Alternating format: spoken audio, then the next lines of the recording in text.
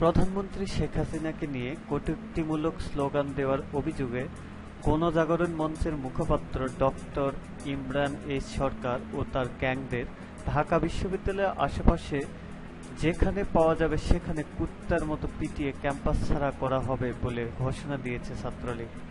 এ সময় ছাত্রলীগ স্লোগান দেয়, ইমরানের দুই গালে জুতা মারো তালে তালে, ইমরানের চামড়া কুত্তা দিয়ে কামড়া, হই হই রই রই, ইমরান সরকার গেলি কই, একটা একটা ইমরান ধর, ধৈরা ধৈরা জবাই কর, একটা একটা গ্যাং ধর, ধৈরা ধৈরা জবাই কর ইত্যাদি বলে ঢাকা বিশ্ববিদ্যালয় ক্যাম্পাসে ইমরান ও তার গ্যাংদের অবাঞ্ছিত ঘোষণা করলেন তারা।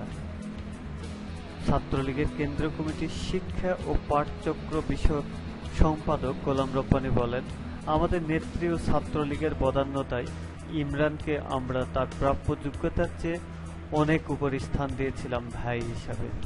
তার স্পর্ধা বেড়ে গেছে, তাই আর কোনো ছাড় নয়। ডক্টর ইমরান বলেছেন, প্রতিবাদ করলে মুখ বন্ধ করার দুইটি পন্থা চলছে, একটা চাপাতি আর একটি হলো মামলা।